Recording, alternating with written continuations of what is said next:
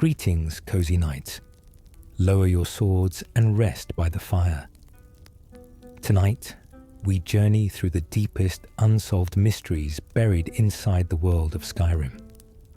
The questions the game never fully answers, the secrets hiding in plain sight, the riddles that have kept players theorizing for over a decade. Drop a comment below and tell me where you're listening from tonight, and what games you want me to cover next, and subscribe if this helps you sleep. The fate of the Dwemer. There is no mystery in all of Tamriel more thoroughly debated, more extensively theorized, and more deliberately left without resolution than the disappearance of the Dwemer.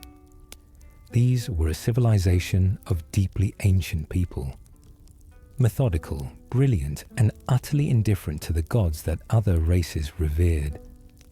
They called themselves the Dwemer, which in their own tongue translates roughly to the Deep Elves, though most of Tamriel came to know them simply as the Dwarves, a nickname that seems almost ironic given what we know of them. They were not small or stout in the way that fantasy tradition might suggest. They were elves, long-lived, sharp-minded, and consumed by a philosophy so radical it would eventually either destroy them or transform them into something the mortal world had never seen.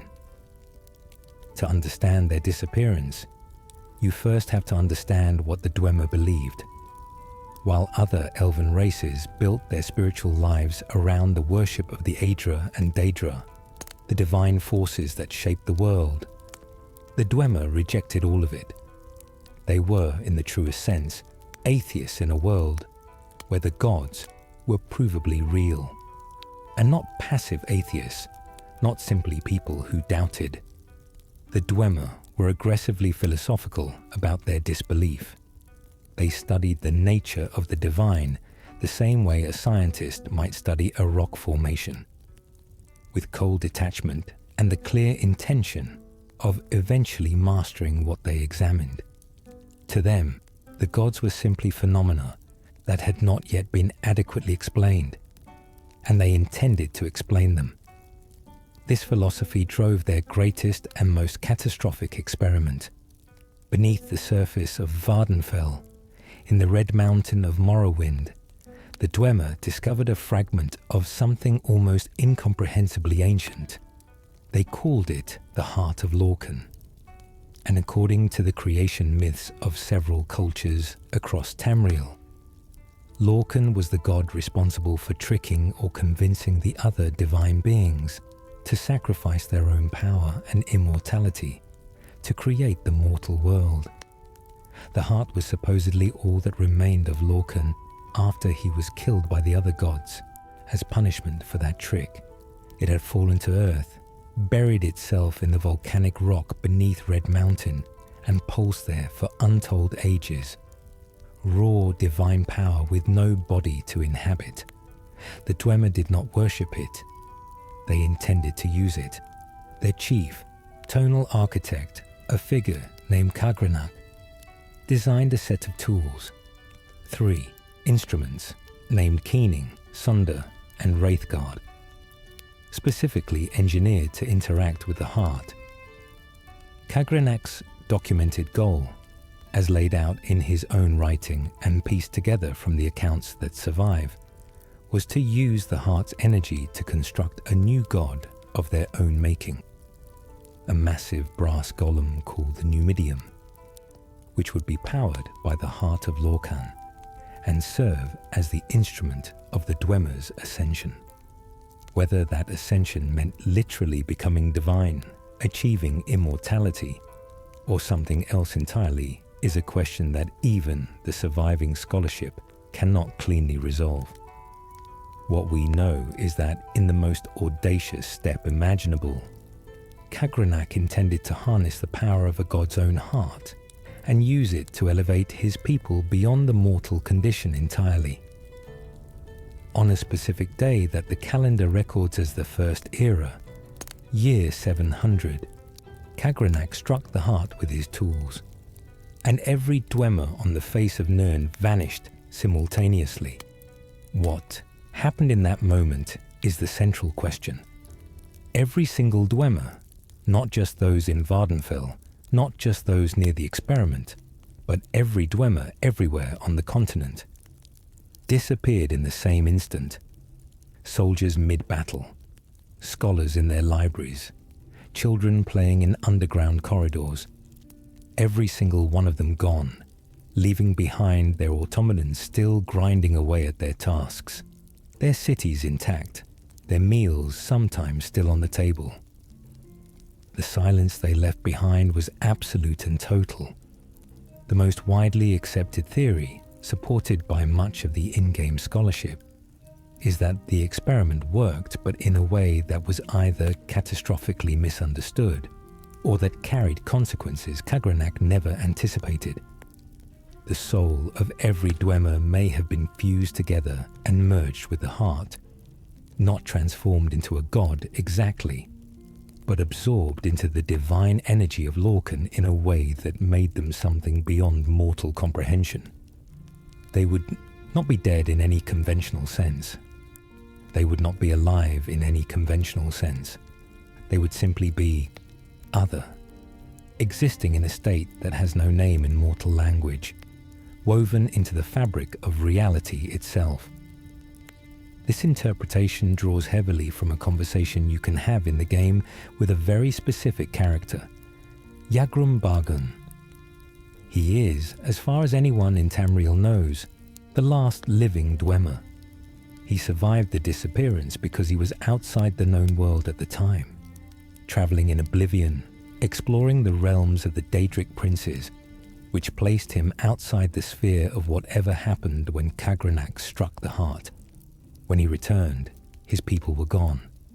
He has been searching for answers ever since, though a disease called Corpus, the same divine affliction tied to the power of the heart, has left him grotesquely altered. His body has swelled and mutated beyond recognition, and he lives in the care of a Telvanni wizard deep inside a Morrowind dungeon, surrounded by books and theories that have never quite resolved. Yagrum's presence is fascinating because he confirms that not all Dwemer were present when the event occurred, and that at least one survived outside its reach. This rules out any theory that they were simply killed.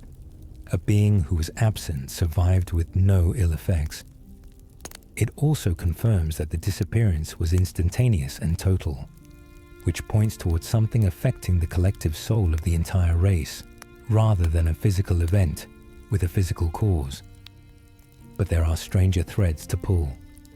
One interpretation that has circulated for years among Elder Scrolls scholars, both in-universe and in the real world, involves the nature of what the Dwemer were attempting and whether it actually succeeded in a partial sense.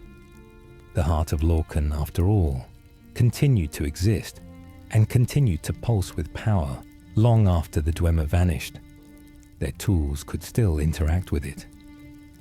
The Chimer General Nerevar, whose exact fate at Red Mountain is one of the most disputed events in all of Elder Scrolls history, with accounts ranging from honorable death in battle to betrayal by his own council, is connected to those same tools through the battle that ended everything. According to one account, his 3 advisors, having seized Kagrenac's instruments, eventually used them to become living gods. The Tribunal, as they were called, drew divine power from that same heart for thousands of years. This means the heart was not destroyed by the Dwemer's attempt. Whatever they did with it, whatever became of them, the underlying source of power survived and remained accessible. The Dwemer's relationship with it, whatever that relationship ultimately became, did not consume it entirely. In Skyrim specifically, you encounter the Dwemer almost entirely in absence. Their ruins are everywhere across the province. Enormous underground complexes of stone and bronze and steam-driven machinery, all of it still running centuries after its builders vanished. The Dwemer built automatons, spider-legged centurions, hovering spheres, enormous mechanical warriors. And these constructs continue their programmed routines with eerie faithfulness, maintaining corridors and attacking intruders in the name of a civilization that no longer exists. The machines do not know their masters are gone. Or perhaps, in whatever way a machine can know anything, they are still simply waiting. What makes Skyrim's treatment of the Dwemer particularly haunting is the intimacy of the ruins. You find their equipment laid out neatly. You find their tonal resonators still humming. You find their pipes carrying steam from thermal vents that were engineered thousands of years ago and have never stopped running. In the great underground city of Blackreach, which we will discuss in its own section, you find a Dwemer metropolis so vast it has developed its own ecosystem.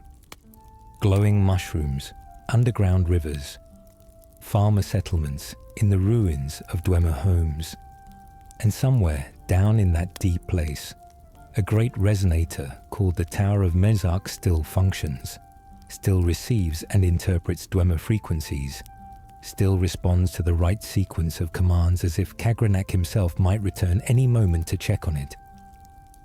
There is one more thread worth sitting with before we move on. The Dwemer were not alone in their era. They shared Morrowind with the Chimer, the ancestors of the modern Dunmer, and the relationship between those two peoples was complicated, sometimes cooperative, and sometimes openly hostile.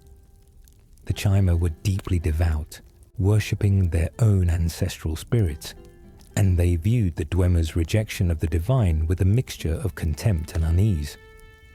When both races were threatened by an invasion from outside, an army of Nords sweeping down from the north, they allied together under joint leadership, Nerevar for the Chimer and Dumag for the Dwemer. That alliance, and its eventual collapse in the catastrophe at Red Mountain, is what brings us back to the mystery of where the Dwemer went. Because whatever the answer is, it was caused not by outside invasion or disease or war, but by the Dwemer themselves, by their own experiment, by their own radical philosophy pushed to its ultimate conclusion. They reached for godhood and they went somewhere. Whether that somewhere is transcendence, dissolution, or something else entirely. That is the question Tamriel has never answered, and perhaps never can.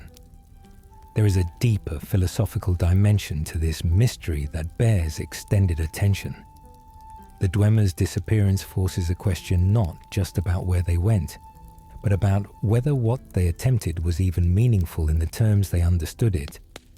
Their goal was to transcend mortality, to exit the cycle of birth, death, and afterlife that governed every other conscious being in Tamriel. But the Elder Scrolls universe has a specific and complex theology of what happens to souls after death, and the Dwemer's plan may have been less an escape from that system than a very unusual path through it. Souls in this universe do not simply stop existing at death. They go somewhere, to Aetherius if they were pious and fortunate, to oblivion if they were claimed by a Daedric prince, into the various soul-catching mechanisms that make so much of the world's magic function. The Dwemer, as atheists who rejected all of these destinations as meaningful, would presumably have viewed their own deaths as simply the end of everything, a prospect they found intolerable.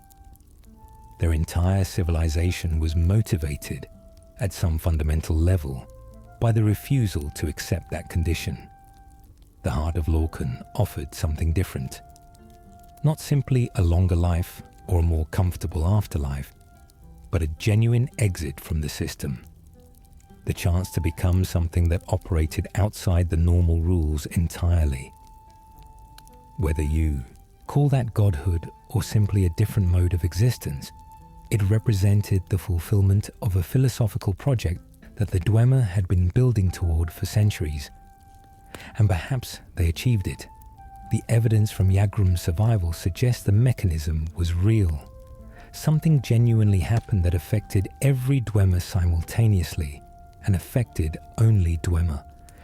If it had failed completely, producing no effect, Yagrum would presumably have experienced whatever the non-event produced along with his people. The fact that his absence from the known world at the moment of activation protected him implies that proximity or membership or some specific attunement was required for the effect to work, which in turn implies that the effect was real and targeted. What the effect produced is the open question.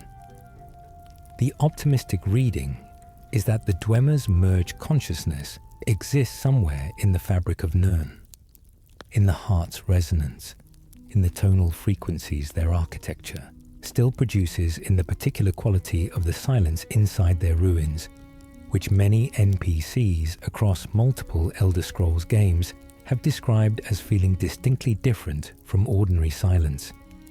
A silence with a texture, a silence that seems to listen. The pessimistic reading is that the merger went wrong in a way that destroyed every Dwemer soul simultaneously. That the energy of the heart, when struck by Kagranak's tools in the wrong configuration or at the wrong moment, or without the final ingredient that would have made the transformation stable, burned through every Dwemer consciousness at once and left nothing. Annihilation rather than transcendence. The ultimate irony of a civilization that refused to accept death, discovering that death can take forms more thorough than ordinary mortality. And the strangest reading of all is that the Dwemer are still there, present in a mode of existence that intersects with the mortal world at specific frequencies, perceptible only to the very sensitive or the very attuned, occasionally manifesting as the specific feeling that you are not alone in a Dwemer ruin, even when every enemy has been defeated and every mechanism has gone still. That the machines that still run are running because something is still running them. Not automatically, but intentionally, in whatever passes for a Dwemer gesture of continued presence in a world they technically left behind. The Pale Lady's true identity. There is a dungeon in the northwest reaches of Skyrim, tucked into the pale hole beneath a sky that always seems to carry just a little more grey than everywhere else, called Frostmere Crypt. On its surface, it reads like any other Nordic tomb you might clear out for a bounty, or for the simple reason that adventurers go into ruins and come out with whatever loot survives. But something is different about Frostmere. Something is wrong in a way that the game communicates not through dramatic cutscenes or urgent quest markers, but through the quieter, more unsettling language of atmosphere and implication. When you arrive, a group of bandits has already moved in, a fairly standard setup, except these bandits are not acting like bandits. They are terrified. Something has happened inside the crypt. Their leader, a woman named Rajir, has stolen a sword called the Pale Blade from deep within the ruin and fled further inside. And the bandits left behind are speaking in hushed tones about a pale woman who is hunting them through the dark.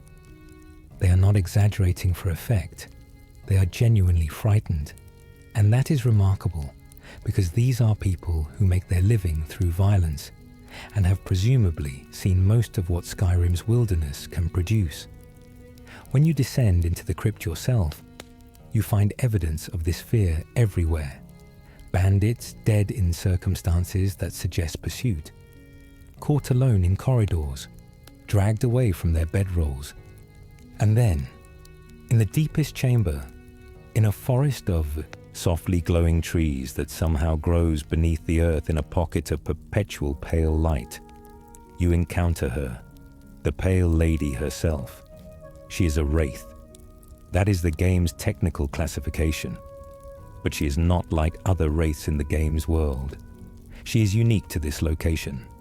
She does not behave like a summoned spirit or a reanimated corpse. or a restless ghost bound to a specific object. She moves through that underground forest with a deliberate predatory quality that feels purposeful in a way that random undead enemies rarely do.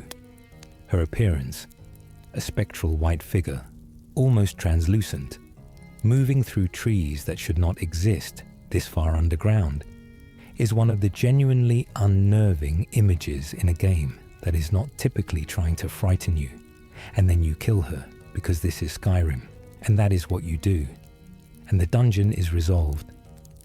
Except it is not resolved, because the game never tells you who she was. That is the mystery. The Pale Lady has a name, or at least a title, which implies that someone at some point knew who or what she was.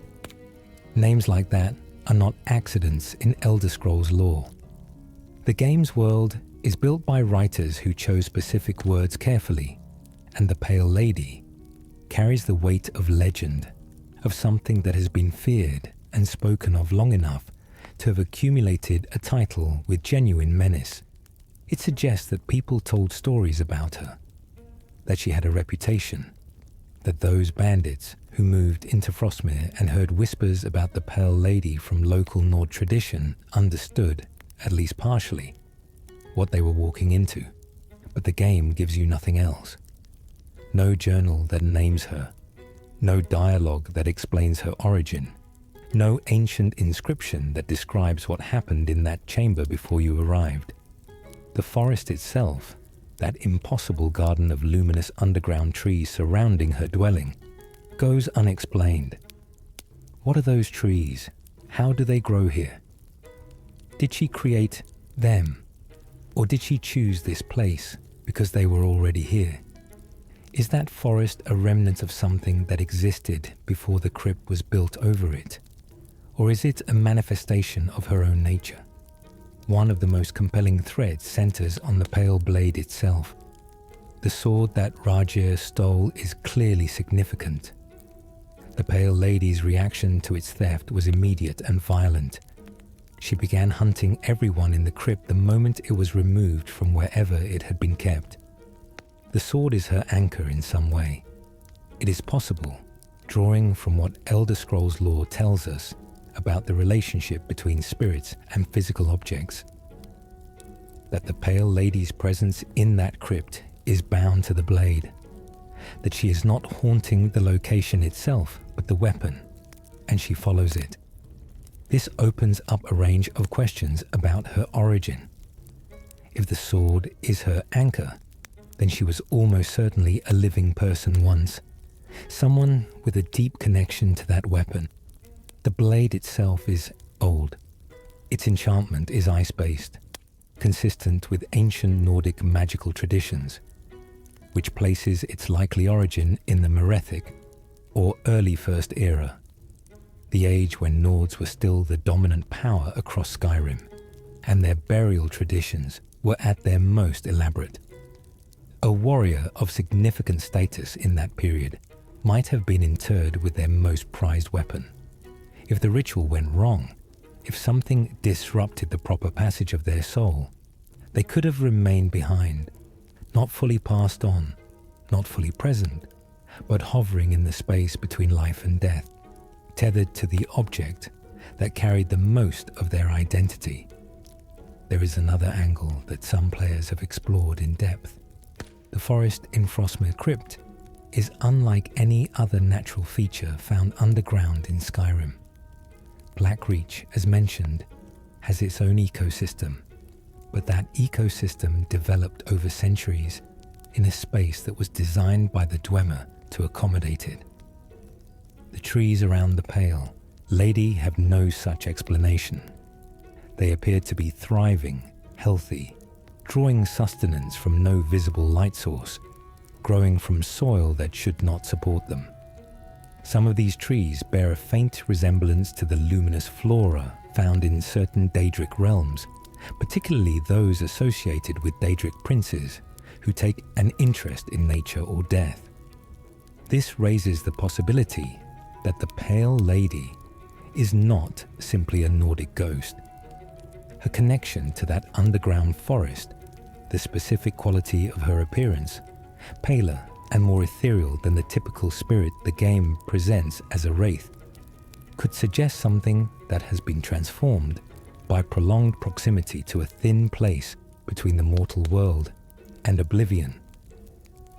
There are locations across Tamriel where the boundary between realities becomes permeable, where long exposure to Daedric energies bleeds into the local environment and changes it in ways that are subtle at first, and then, after enough time, impossible to ignore. The forest might be evidence of that. The Pale Lady might be what happens when a spirit spends enough time in such a place. What makes this mystery feel genuinely rich is that the game does not dismiss it. It does not wrap it up with a convenient journal entry or a readable note that explains everything in the last chest you open. It simply presents the forest, presents the spirit, and lets you walk away carrying the question. That deliberate ambiguity feels less like a gap and more like an invitation. Whoever wrote Frostmere Crypt wanted players to feel the presence of something ancient and private. A mystery that existed long before you arrived and will continue to exist in whatever form mysteries take after the adventurer leaves, long after you are gone. The Pale Blade, once you take it yourself, carries that unresolved question with you. She is gone, and the forest is still, but you have the sword. The same sword that drove her to killing. The same sword that may have anchored her, spirit to this world, for hundreds or thousands of years. And the game does not tell you whether she is at peace now or simply waiting, somewhere in the cold dark beneath the stone, for someone to bring it back. There is a specific quality to Frostmere Crypt that rewards returning to it after the encounter is resolved. The underground forest does not change. The trees continue to glow. The silence in that chamber after the Pale Lady is gone is different from the silence before she appears. Heavier, more considered, like the quiet after a conversation, rather than the quiet of an empty room. Whether that is simply atmospheric design or something the game is communicating about the nature of what you encountered there, the effect is the same. The sense that the Pale Lady was not simply a random encounter, but the representative of something much larger and much older than one spirit tethered to one sword in one dungeon. The underground forest itself deserves more attention than most players give it. Trees of that specific luminous quality appear in exactly 2 contexts in the Elder Scrolls series. In locations touched by magic that operates on the boundary between the living and the dead, and in environments associated with ancient elven magic of a kind that predates the modern divisions between the schools of magic that the College of Winterhold teaches. The Snow Elves, before their corruption, worked magic that the modern world does not have clean categories for. Their practice of sight as spiritual principle, their connection to illusion and truth perception, may have left marks on certain places, not ruins in the architectural sense, but impressions in the landscape itself, places where the specific quality of their understanding still resonates in the soil and stone. If the Pale Lady was connected to a place that carried Snow Elf resonance, if Frostmere, beneath its Nordic burial layers, was built over something older, then her nature might not be simply that of a Nordic spirit bound to a Nordic sword. She might be something more complicated, a presence shaped by the convergence of multiple kinds of old magic, which would explain the forest, which would explain the unusual quality of her appearance, and which would explain why the game's classification of her as a simple wraith feels insufficient in a way that is hard to articulate, but easy to feel. What lies beneath Blackreach? Every dungeon in Skyrim has a bottom. You go in, you descend. You reach the final chamber where the most powerful enemy waits. You take what you came for, and you find the exit.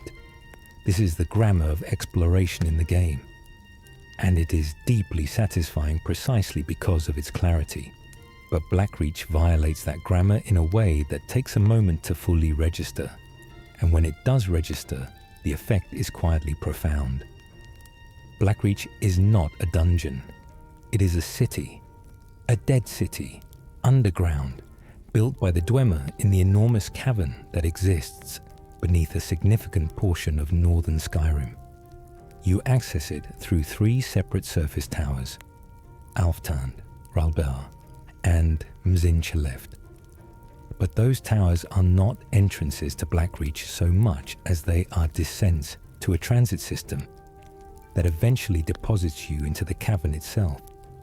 When you emerge from that transit system into Blackreach proper, the game does something it almost never does. It gives you a genuinely vast, open space. The cavern is enormous. The ceiling arches hundreds of feet overhead and is covered in the same luminous fungi found in certain Dwemer ruins, filling the air with a soft blue-white glow that is neither day nor night, but something more like perpetual twilight. Dwemer towers rise from the cavern floor, connected by bridges and walkways still largely intact. There are underground rivers running through it. There are former settlements built into the ruins of Dwemer residential districts, the corrupted descendants of the Snow Elves having claimed the deep places their ancient tormentors left behind. There is wildlife that has never seen the surface. Enormous beetles, strange insects, creatures that have adapted over generations to life in this blue-lit underground world. And at the center of it, there is a great resonator called the Tower of Mzark, which during the main quest you visit to retrieve an Elder Scroll. The tower still functions. Its oculus, the great lens at its apex, still operates in response to the correct sequence of activations. And when you come to take the Elder Scroll, you do so in a chamber that was clearly designed with profound intention. A space built to hold and interact with one of the most powerful artifacts in existence, deep underground, shielded by miles of stone and the entire infrastructure of a lost civilization. All of this is present, visible, and navigable.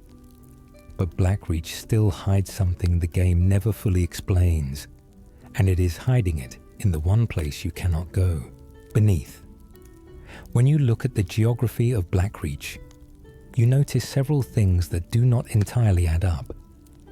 The Dwemer architecture in the cavern occupies most of the available floor space, but the cavern itself is far larger than the ruins within it. And Dwemer ruins, as any player who has spent time in them knows, almost always continue downward. The Dwemer were creatures of the deep in the most literal sense. They did not build on the surface if they could avoid it. Every ruin you enter in Skyrim is layered. You descend through residential areas, then workshops, then tonal architecture, then something deeper and older beneath that. The most sacred and most dangerous things are always at the bottom. Blackreach's bottom is not accessible. There are sections of the cavern where Falmer encampments sit near crevices and cave openings that lead further down into raw stone. Passages that have no markers, no map indicators, no enemies beyond the first few feet, and then simply stop at invisible walls, or simply do not continue past where the developers drew the boundary. This is standard game design in an open world. You cannot render what you cannot see. But in Blackreach specifically, those openings feel charged with implication. The Tower of Mzark is built over a specific location in the cavern, and when you stand at its base and look at the design, the architecture suggests it was built as a downward anchor as much as an upward structure. Dwemer towers always have basements. They always have sublevels. The Tower of Mzark's accessible portions take you upward to the oculus, But the base of the structure, the portion sunk into the cavern floor, leads to a locked section that is never opened in any quest, accessed by any key found in the game, or explained in any readable text. The question of what the Dwemer were doing in Blackreach goes beyond what any quest tells you. The Elder Scroll was stored here, yes, but the Elder Scroll is not a Dwemer artifact. It predates the Dwemer. It predates almost everything. Its presence in Blackreach suggests that Kagrenak, or someone of his stature, identified this location as significant enough to store the single most dangerous artifact of knowledge in the known world. You do not put something like an Elder Scroll in a location simply because it is deep. You put it there because something about that specific location makes it safer, or makes it more readable, or makes it more accessible to the kind of tonal resonance that the Dwemer worked with. And here, the resonators become interesting. The Tower of Mzark is not the only one. Scattered through Blackreach are a dozen or more resonance devices, tonal pedestals, and architectural features that appear designed to gather and focus acoustic energy. The Dwemer understood sound as a fundamental force. Their magic was built around tonal resonance, the idea that everything in creation vibrates at specific frequencies and can be affected by introducing carefully calibrated frequencies into the environment. Blackreach, with its specific geology, its enormous enclosed space, its stone walls capable of sustaining an echo for an extraordinary duration, would make a near-perfect chamber for tonal work. The possibility that sits at the heart of this mystery is that Blackreach was not primarily a city in the way we think of cities. It was a machine, the largest tonal resonance device the Dwemer ever constructed. And the city was built around and inside it, the same way a medieval town sometimes grew up around a cathedral, the sacred structure at the center with the mundane life radiating outward from it. The Elder Scroll placed at the Tower of Mzark would be not simply stored, but integrated. An incomprehensibly dense concentration of information held at the focal point of a resonance field capable of reading it in ways that ordinary access could never achieve.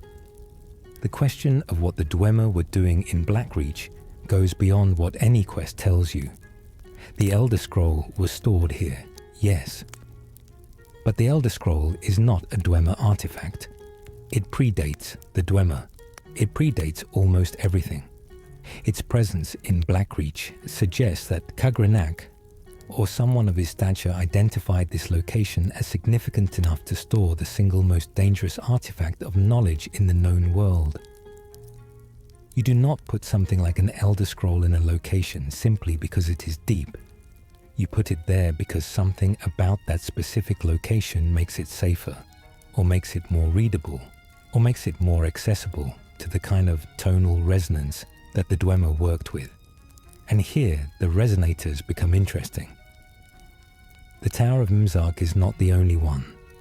Scattered through Blackreach are a dozen or more resonance devices, tonal pedestals, and architectural features that appear designed to gather and focus acoustic energy. The Dwemer understood sound as a fundamental force. Their magic was built around tonal resonance, the idea that everything in creation vibrates at specific frequencies and can be affected by introducing carefully calibrated frequencies into the environment. Blackreach, with its specific geology, its enormous enclosed space, its stone walls capable of sustaining an echo for an extraordinary duration, would make a near-perfect chamber for tonal work. The possibility that sits at the heart of this mystery is that Blackreach was not primarily a city in the way we think of cities. It was a machine, the largest tonal resonance device the Dwemer ever constructed. And the city was built around and inside it the same way a medieval town sometimes grew up around a cathedral, the sacred structure at the center with the mundane life radiating outward from it. The Elder Scroll placed at the Tower of Emzark would be not simply stored but integrated, an incomprehensibly dense concentration of information held at the focal point of a resonance field capable of reading it in ways that ordinary access could never achieve. What they were trying to read or hear or do with that information. That is the part that goes unanswered, and what lives further down, beneath the former passages, beneath the riverbeds, beneath the locked sections of the Tower of Mimzarg. That is the part that the game leaves in permanent darkness. Not because the developers did not think about it, but because some mysteries are more powerful when the door stays closed. The luminous mushrooms of Blackreach deserve their own consideration. They are everywhere, growing from the cavern ceiling, rising from the floors, forming groves in the more open sections of the Dwemer ruins. Their light is blue-white and steady, not flickering, not responding to the presence of living things the way bioluminescent organisms in the real world sometimes do. They light Blackreach with the consistency of artificial lighting, which raises the question of whether they are entirely natural in origin. The Dwemer's relationship to their environment was never passive. They modified everything around them in service of their projects. The specific quality of Blackreach's illumination, even ambient, sufficient for detailed work without being harsh, is the kind of result you get from deliberate cultivation rather than natural occurrence. There is also the Falmer population itself to consider in the context of Blackreach's deeper mystery. The corrupted snow elves who live in the ruins are not simply camping in an abandoned city.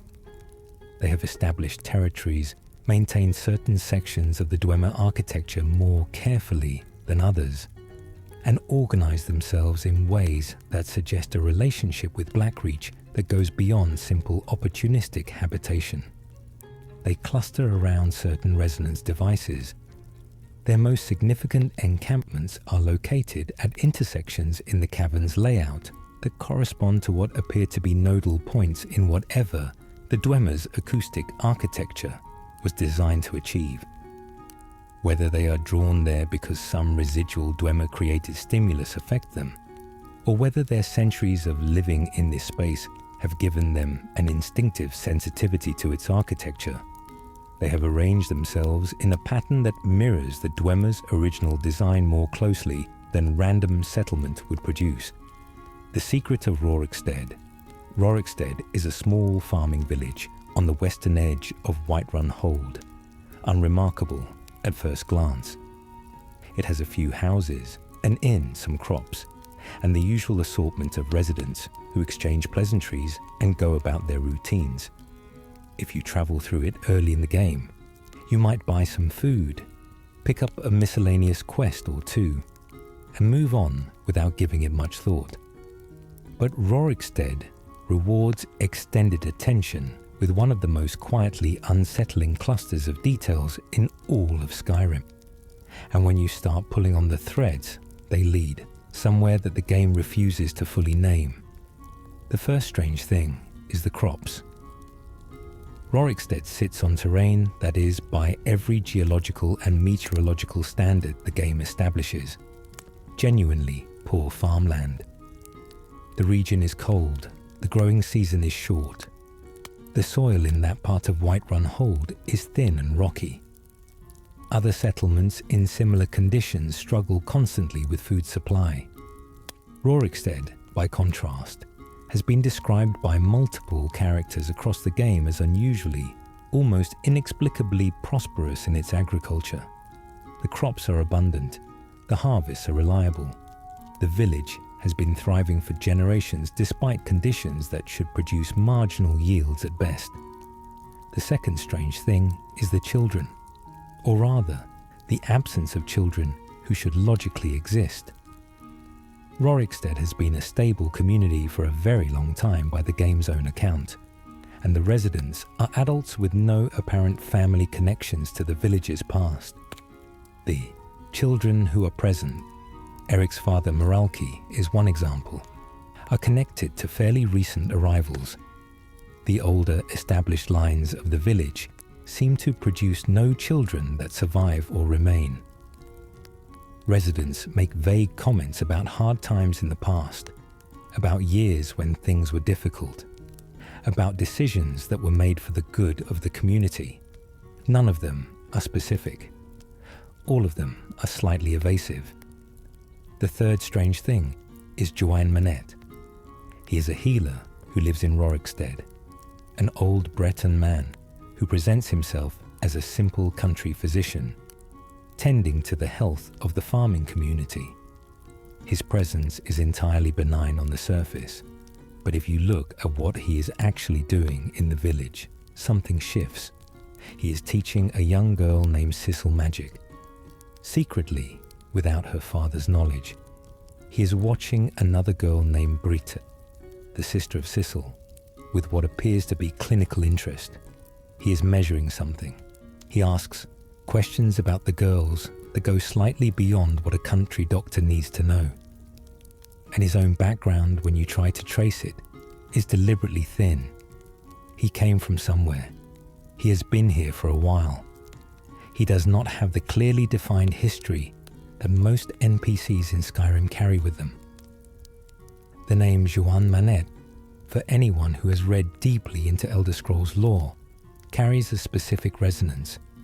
It is a Breton name, and Bretons with that particular naming pattern in certain historical documents are associated with a school of magical research that operated in High Rock during a period when the ethical boundaries of conjuration and Daedric experimentation were considerably more permissive than they are today.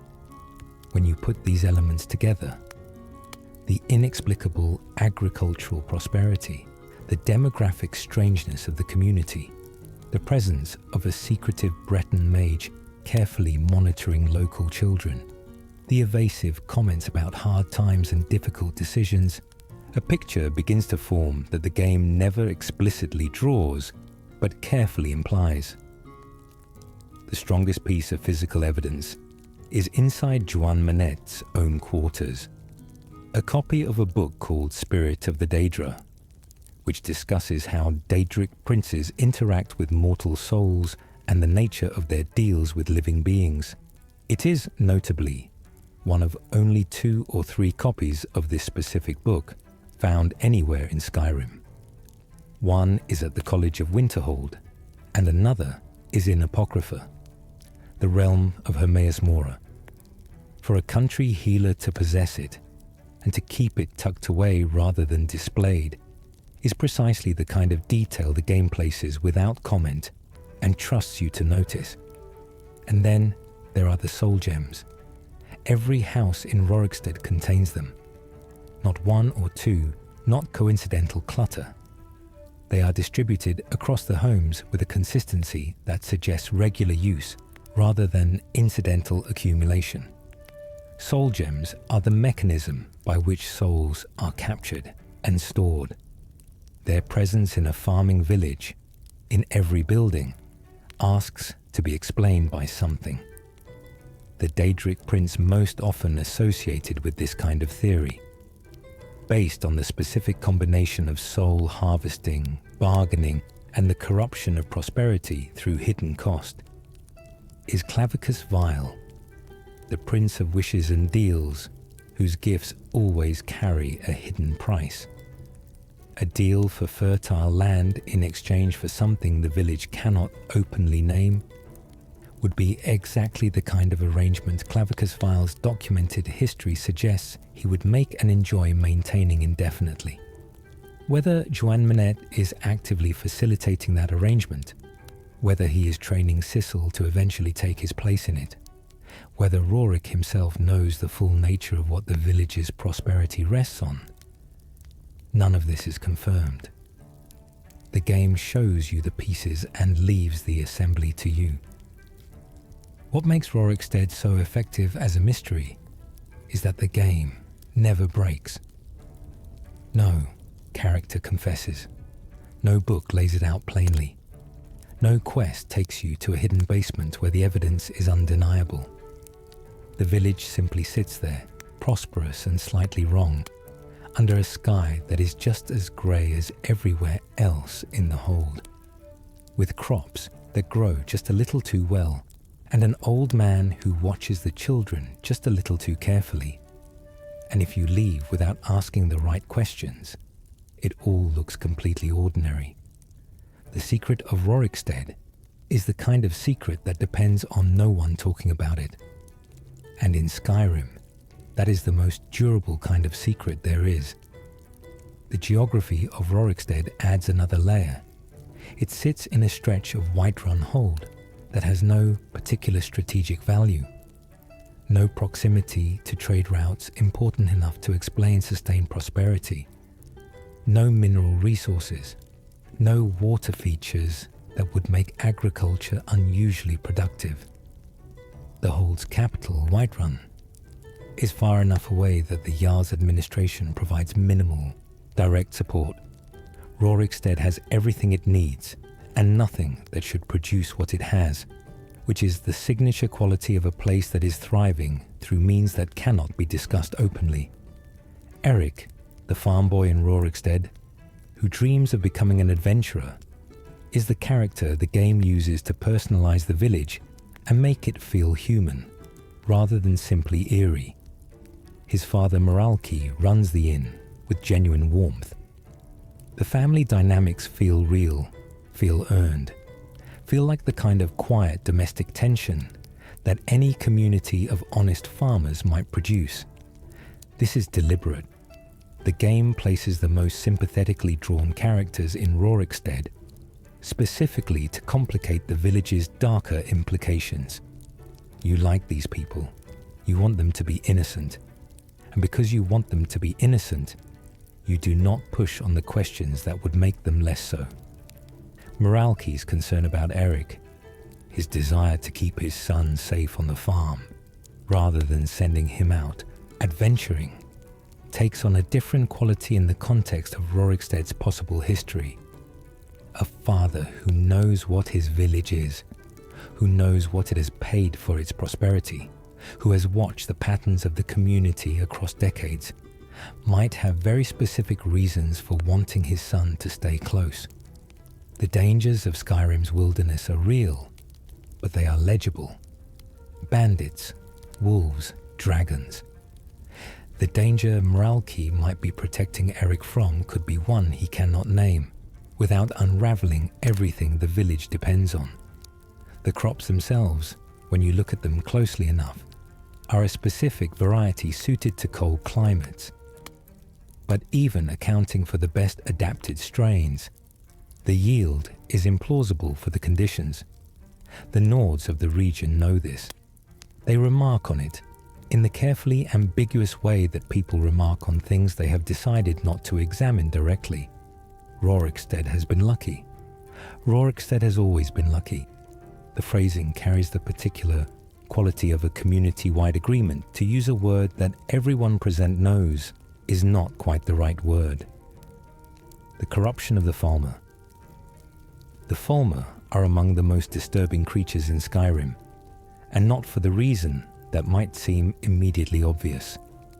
They are not disturbing because they are strange or hostile or grotesque, though they are all of those things.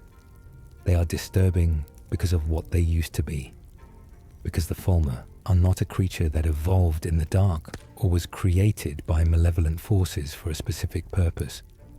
The Falmer are elves.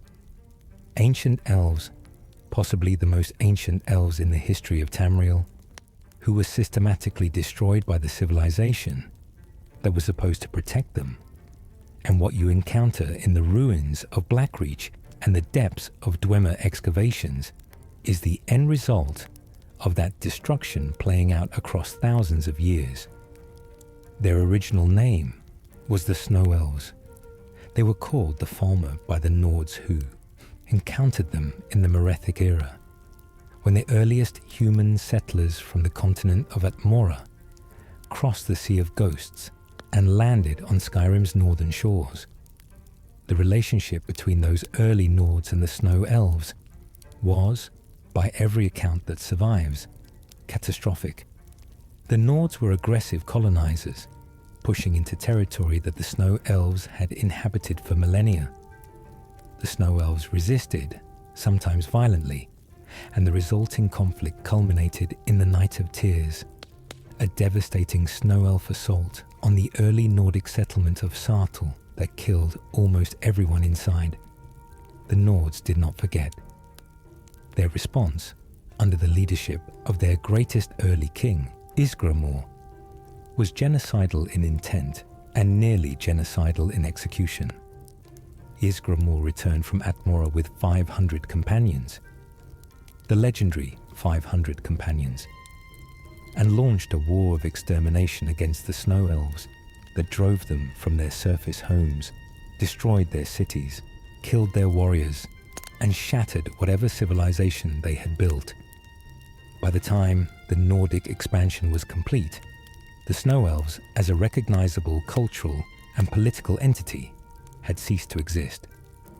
The survivors had nowhere to go. The surface was controlled by the Nords. The other elven peoples of Tamriel were distant, and in many cases not inclined toward charity for cousins they barely knew. And so, in desperation, the remaining Snow Elves turned to the only civilization that existed beneath the surface where the Nords could not follow them, the Dwemer. This is where the story becomes genuinely terrible. The Dwemer agreed to shelter the Snow Elves. In exchange, the Snow Elves would serve them. And service, in Dwemer terms, meant absolute subservience, performing labor deep underground in conditions that were designed to be dehumanizing, with no access to natural light and no access to the surface world. Part of the arrangement involved a food source that the Dwemer provided to their new servants. That food was a specific kind of fungus that grew in the underground, nutritious, sustainable, and containing compounds that, with repeated consumption over generations, caused irreversible damage to the eyes. The Snow Elves who ate it went blind, and their children were blind, and their children's children were born blind. Whether the Dwemer understood this effect when they introduced the fungus, or whether they introduced it because they understood, this effect is a question the lore leaves deliberately unanswered. The blindness is so total and so consistent across all Falmer populations that an accidental cause seems difficult to argue for. The Dwemer were scientists of extraordinary precision. They built machines that still function flawlessly after thousands of years. The idea that they did not know their servants' primary food source was destroying their vision is a generous interpretation that the evidence does not strongly support. Blind, underground, completely dependent on the Dwemer for their survival, the Snow Elves continued to degenerate across generations.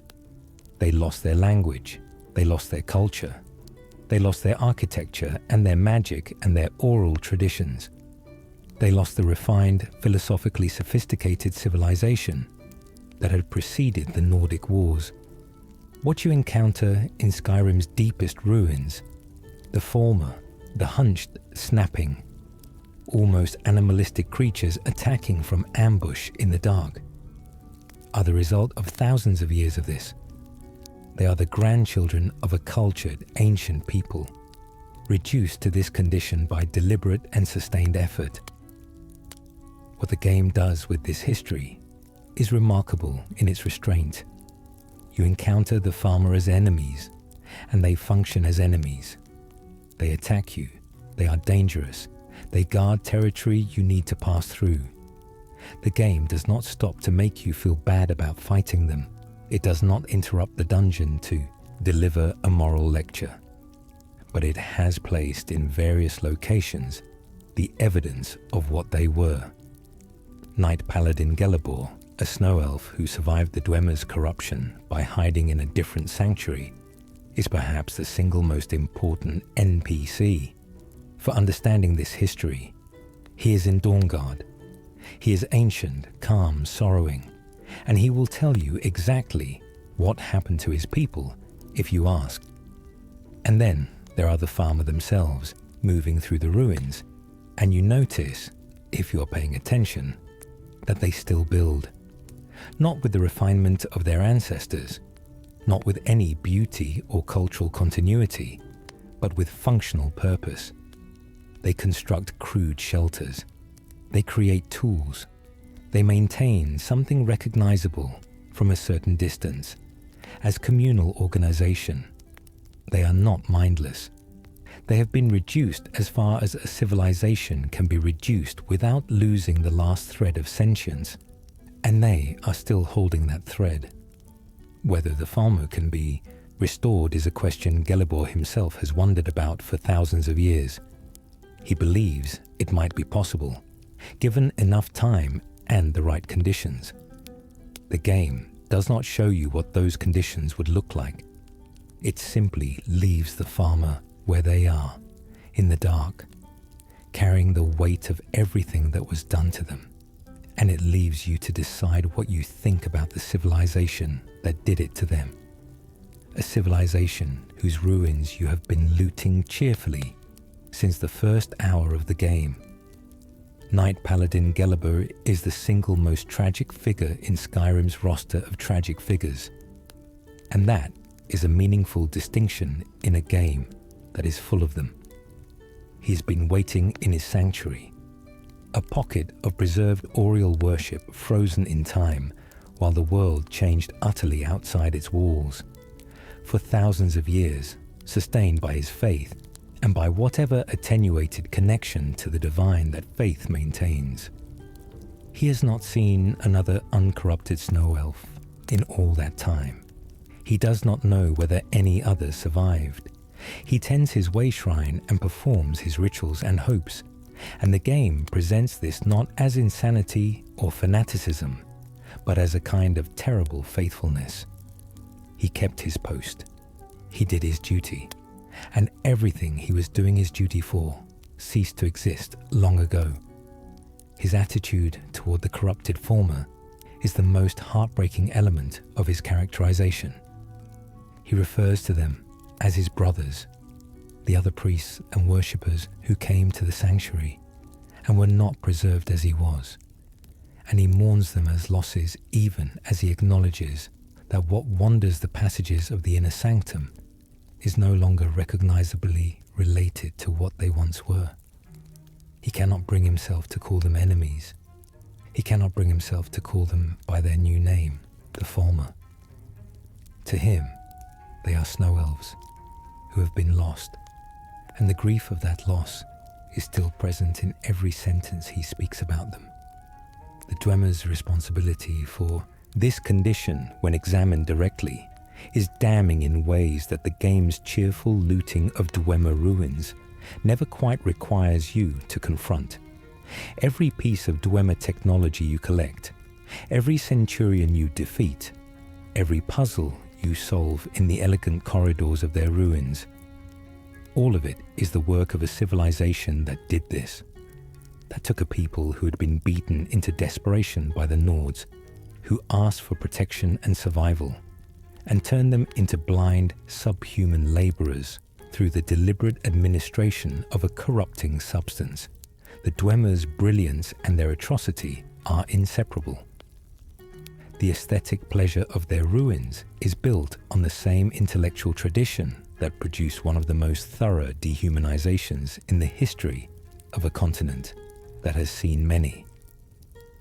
Walking through Blackreach with its eerie beauty is walking through the site of a crime that has no living victims, only because the perpetrators and the destroyed both disappeared into history. The forgotten king of Labyrinthian. Labyrinthian is one of the most ancient and most significant locations in all of Skyrim. It sits in the mountains of Yalmarch, enormous and frostbitten, a ruin so old that multiple layers of civilization have built on top of it and been subsequently forgotten themselves. The surface structures, the great Nordic barrow and the maze of corridors that gives the location its name, represent perhaps the third or fourth iteration of what was built at this specific site, and each layer covers something older and less understood. During the College of Winterhold questline, you descend into Labyrinthian to retrieve the Staff of Magnus. The dungeon is substantial and complex, and it tells a story through environmental detail that supplements whatever reading you have done about the location beforehand. You find fragments of a previous expedition led by the college, a group of powerful mages who came here long before you and were destroyed. They left behind memories preserved in magical echoes, and you experience those memories as you descend, hearing them speak to each other and to their leader across the centuries that separate you from their deaths. Their leader was a man named Savos Aren, who at the time of the main questline is the Archmage of the College of Winterhold, your immediate superior and the authority figure overseeing the crisis caused by the Eye of Magnus. The echoes reveal that the young Savos came to Labyrinthian with a group of fellow students, that they pushed deeper than was wise, that the dungeon took them one by one, and that Savos escaped by using the souls of his last two surviving companions to seal the dragon priest inside, so that it could not follow him out. The dragon priest at the center of Labyrinthian is named Morike. He wears a mask, as all dragon priests do, and his mask, like all the others, carries a specific enchantment. Dragon priests were the high clerics of the ancient dragon cult that dominated early Nordic society. Priests who served the dragons with such devotion that when their masters were overthrown, they were placed in enchanted burial stasis, preserved against the day when the dragons would return. There are 8 named dragon priests in Skyrim, each one guarding a specific location, and collecting all 8 masks reveals a connection to a 9th mask, Konarik, of extraordinary power. But Moriki is unusual, even among dragon priests. Most of them are bound to a specific dragon, to a specific place in the hierarchy of the ancient cult. Their names, in the dragon language that underpins so much of Skyrim's mythology, means something specific about their function or character. Morike's name translates to glorious, which is different in quality from the names of the other priests, many of which describe roles or attributes related to service. Morike's name sounds more like a title, like something you would call a king rather than a priest. Labyrinthian itself was, according to the game's historical record, a significant site in ancient Nordic society, and not merely as a burial ground. It was a seat of learning, particularly associated with the voice, the thum, the tradition of shouting that the dragons taught to the most gifted of their human subjects. The word Labyrinthian, in its Nordic root, does not simply mean a maze. It carries connotations of a place where paths diverged and where important choices were made, a site of initiation as much as a site of burial. The fact that it was built as a labyrinth was not purely architectural vanity. The maze was the point. You did not simply walk in and receive what the building held. You proved yourself worthy of it first. This makes the dragon priest interred at its center even more interesting.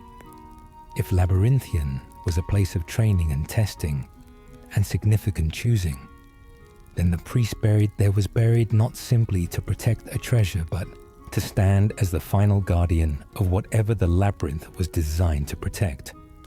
And Morike, Glorious One, wielder of one of the most powerful dragon priest masks in the game, is that guardian. Who was he before he became what he is now? The game does not say. He has no associated journal. No historical document in the College of Winterhold library names him specifically.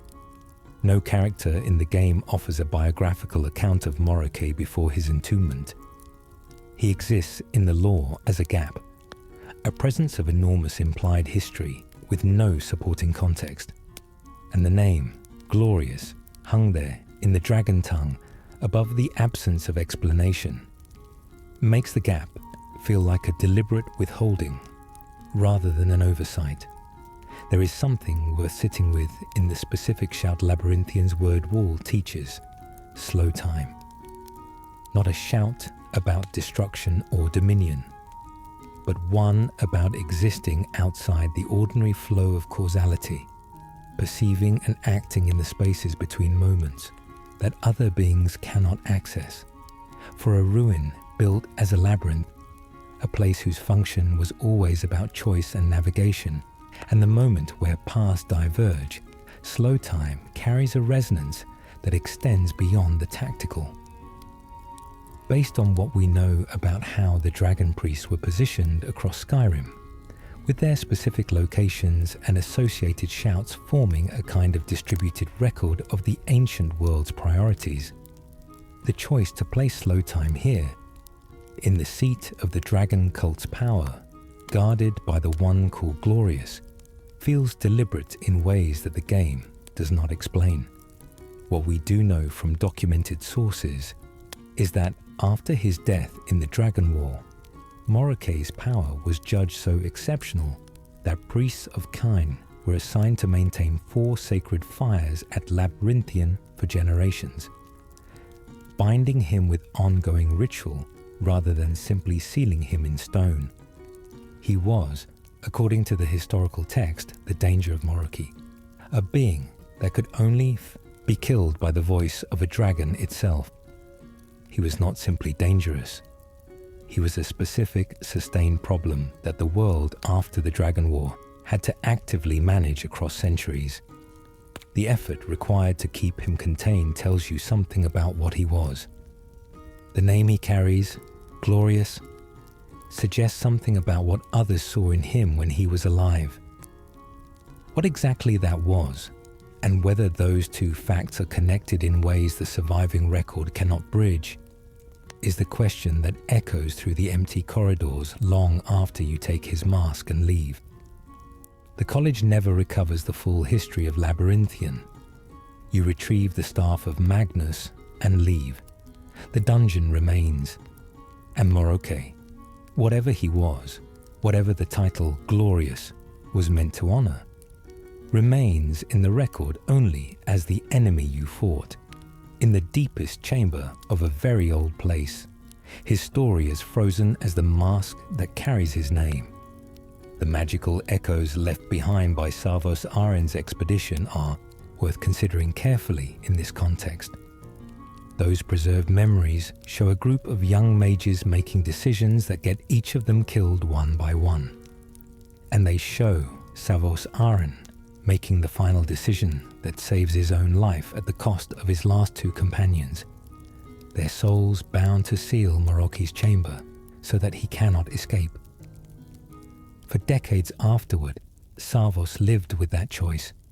He became Archmage of the College of Winterhold.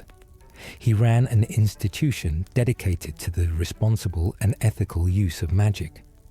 He mentored generations of students, and the entire time, he carried the knowledge that he had sacrificed 2 people to survive, and that those 2 people's souls were still in there, still holding the seal, still paying for his survival every moment of every day. When Ankano breaks the eye of Magnus and the college's crisis begins, Savos's response is more desperate and more personal than it would be if he were simply dealing with an institutional emergency. The thread that is breaking loose is directly connected to the dungeon where he left his friends to die. His urgency has guilt in it. His decisions in the late stages of the questline are the decisions of a man who has owed a debt for decades and is running out of time to pay it. Morokei's role in that story, as the ancient power that required 2 souls to contain, the final challenge that broke the expedition, the mask-wearing dragon priest who waited in the dark for centuries after his entombment, is where the mystery concentrates.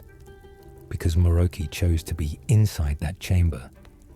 The evidence of the word wall, the specific architectural design of the inner sanctum, the depth of the seals that contained him.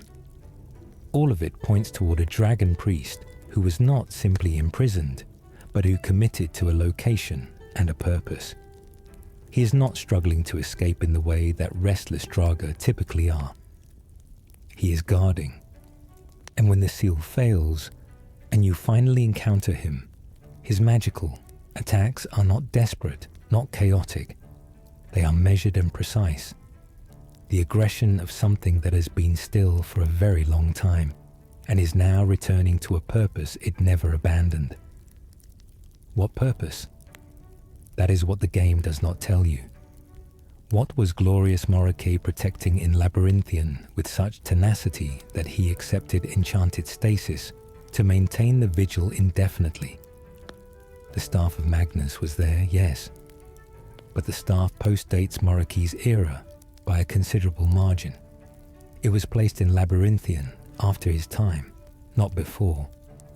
Whatever he was originally guarding is gone, removed or forgotten across the centuries between his entombment and the dungeon's later use as a storage location for other powerful artifacts. He stayed because the oath demanded it, or because he chose it, or because something about what he was had merged so completely with the purpose of that location that he could no longer separate himself from it. The glorious one, standing his watch long, after the thing he was watching over had ceased to exist. The eyes of the Falmer. The Thieves' Guild questline in Skyrim concerns itself, on its surface, with the fairly straightforward matters of theft, betrayal, redemption, and the restoration of a criminal organization's lost prestige. It involves a corrupt guild master, an ancient oath to the Daedric Prince Nocturnal, and a heist built up as one of the grandest in recent Skyrim history, but buried inside the questline, stored, literally, in the most inaccessible location in the game's most hidden dungeon, is a pair of artifacts that the game mentions repeatedly, builds toward dramatically, and then resolves in a way that raises more questions than it answers. The eyes of the Falmer are two massive gemstones, each one described as the size of a human head, flawless, brilliantly cut, of a clarity and fire that no artificially produced gem can match. They sit in the skull of the stone Falmer, a titanic ancient statue deep in the ruins of Erkenthand, the Dwemer ruin that serves as the final dungeon of the questline. Mercer Frey, the guild's traitorous master, has come to Erkenthand to steal the eyes for himself. His retirement fund, as he has calculated it, a fortune large enough to buy a kingdom, and then some. The question that the game never answers is what the eyes actually are.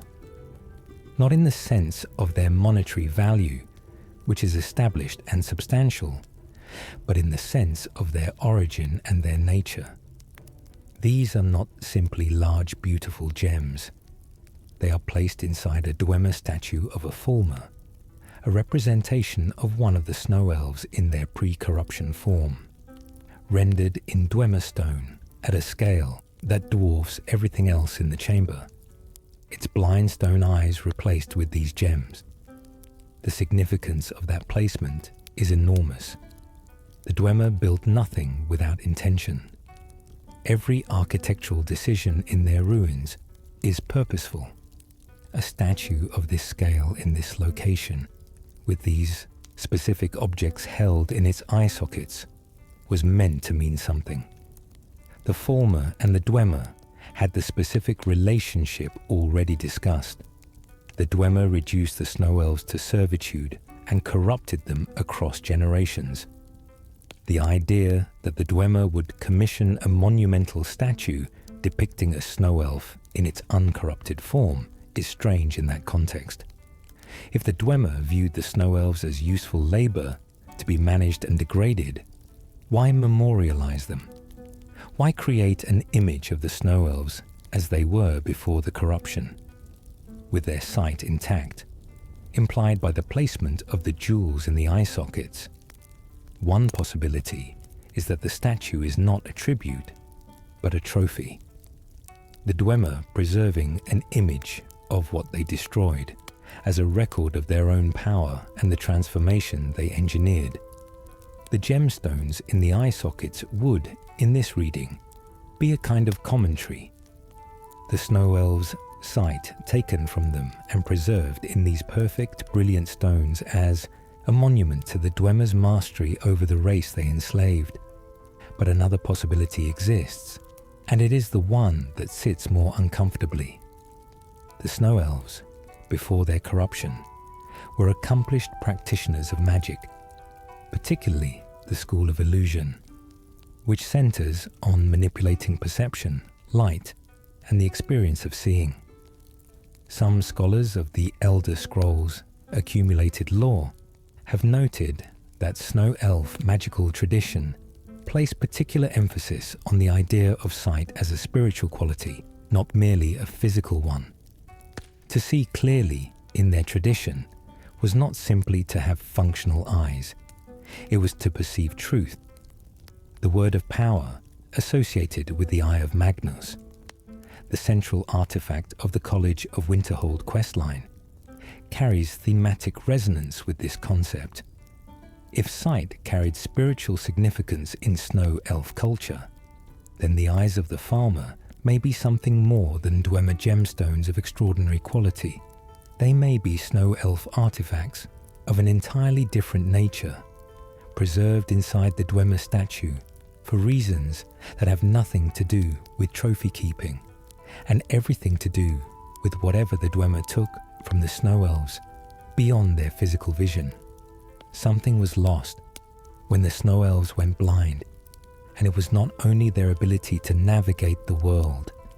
Something about the way they perceived reality, the specific quality of magical sight that their tradition cultivated, vanished with the degeneration of their civilization. What you do with the eyes of the Falmer after retrieving them from Irkenthan depends on whether you return them to Delvin Mallory at the Thieves' Guild. He sells them eventually to a collector. They disappear from the game. No further quest tracks them. No follow-up scene reveals what the collector does with them, or what they ultimately are. For artifacts that the game spent an entire questline building toward as the ultimate prize, they exit the story with remarkable quietness, carried away by an unnamed fence and never mentioned again. Whether that quietness is deliberate, a comment on how the Thieves' Guild treats everything as a commodity regardless of historical significance, or simply the limit of what the questline had space to develop, the effect is the same. The eyes go out of the story without being explained, and the stone farmer stands in the dark of Irkenthan, empty-socketed for the rest of eternity. The stone farmer statue itself is worth considering in isolation from the eyes it contains. It is enormous, towering over the chamber in which it sits, at a scale that goes beyond decorative intent. Dwemer statuary, when it exists at all, tends toward the functional or the symbolic, rather than the purely commemorative. They built things because those things served purposes. A statue of this size in this location was not placed here because an individual Dwemer artisan wanted to create something beautiful. It was placed here because something about this particular figure, the Snow Elf in its uncorrupted form, sighted and standing, served the design of whatever the chamber around it was meant to accomplish. Some players have noted that the eye sockets of the stone Falmer, when the jewels are present, produce a subtle directional effect, a quality of reflected light that, at certain angles, appears to converge on a specific point in the chamber. Whether this is simply an artifact of the game's lighting engine, or an intentional design element pointing towards something the questline does not explore. The effect of standing in that chamber with the eyes in place and looking at what they illuminate is one of the quietly compelling visual moments in the entire game. Something about the design suggests the eyes are not merely decorative, that they were placed in those sockets because their specific optical qualities performed a function in that chamber that required precisely that kind of lens. Mercer Frey, who dedicated significant time and resources to acquiring the eyes, clearly understood their value at a level beyond their market price. A man as calculating as Mercer does not go to the trouble of breaching Erkenthand, a heavily farmer-populated Dwemer ruin, dangerous even for a single highly skilled thief, simply for gems he could sell at market rate. The eyes represented something to him that his journals hint at, but never fully explain. He describes them as perfect, in a way that carries more weight than aesthetic appreciation, and he describes their acquisition as the culmination of plans that go back further than the immediate betrayal of the Thieves' Guild. Whatever the eyes of the farmer are to those who understand what they actually represent, Mercer Frey understood it, and he took that knowledge with him when he died. The Night Mother's true nature. The Dark Brotherhood is one of the oldest institutions in Tamriel, and its mythology is layered and strange in ways that even its own members do not fully understand. The organization is built around two central figures: Sithis, the Void, the absence deity that represents nothingness and the end of all things, and the Night Mother, who acts as the intermediary between mortals and Sithis, receiving prayers from those who perform the Black Sacrament, and conveying contracts to the living members of the Brotherhood through her keeper. The official Brotherhood theology holds that the Night Mother was once a mortal woman, a Dwemer, according to the primary source text, the Night Mother's Truth, who was a member of the Morag Tong, the ancient assassin organization from which the Dark Brotherhood eventually splintered. According to Brotherhood belief, Sithis himself came to her and told her that the Void was hungry for souls, that it was her destiny to fill it. He fathered 5 children with her, and then he instructed her to kill them, to send their souls directly to the Void, to him. She obeyed. The village where she lived descended on her in horror, killed her, burned her house to the ground, and then, more than 30 years later, a man heard her voice in his head, naming him the first listener and charging him with founding the Dark Brotherhood in Sithis' name rather than Mephalah's. Her body was recovered from its burial site and placed in the coffin that has travelled with the Brotherhood ever since. But the lore around the Night Mother is significantly more complicated than this official account suggests, and the game itself contains several threads that point toward a different, stranger, more troubling understanding of what she actually is. One of the most significant is that a book within the game explicitly identifies the Night Mother as Mephalah, the Daedric Prince of Secrets, Manipulation, and Murder. Another source describes her as having been a member of the Thieves' Guild before founding the Brotherhood. These accounts cannot all be simultaneously true in the straightforward sense, which either means one is wrong, or the Night Mother is a title that has passed through multiple individuals, or the nature of what she is defies the kind of clean, biographical summary the texts are trying to impose on her. The first complication is the nature of Sithis himself. Sithis is not a Daedric prince. This is repeatedly emphasized in the Brotherhood's own theology and in the wider Elder Scrolls cosmological framework. Sithis is older than the Daedric princes. He predates the creation of the current universe, or possibly is the absence that existed before creation, the void that Anuil and Sithis together comprise as the great opposing forces of existence. Worshipping Sithis is not worshipping a god in the conventional sense. It is worshipping entropy itself, the inevitable dissolution of everything that exists. The Brotherhood's entire ethical framework is built on the idea that they serve this force by being its instruments in the mortal world, not murderers for profit, but a sacred expression of universal entropy, taking lives in a ritual context that honors the void. The Night Mother exists within this framework as the bridge between the mortal and the entropic. Her role is to receive the prayers of those who use the Black Sacrament, a ritual that requires significant effort and specific ingredients, functioning as a kind of cosmic application process for murder, and transmit them to the Brotherhood as contracts. This is not something any other religious figure in the game does. Priests of the divines do not relay messages between worshippers and gods. Daedric cultists perform rituals, but the princes communicate through visions and artifacts, not through the voice of a specific designated mortal. The Night Mother's function is unique, and her body is unique. The coffin that contains her remains is itself an artifact of significant power. Cicero, the Night Mother's keeper throughout most of the Brotherhood questline, has maintained it for years and has experienced the gradual deterioration that prolonged proximity to that coffin causes in sensitive individuals.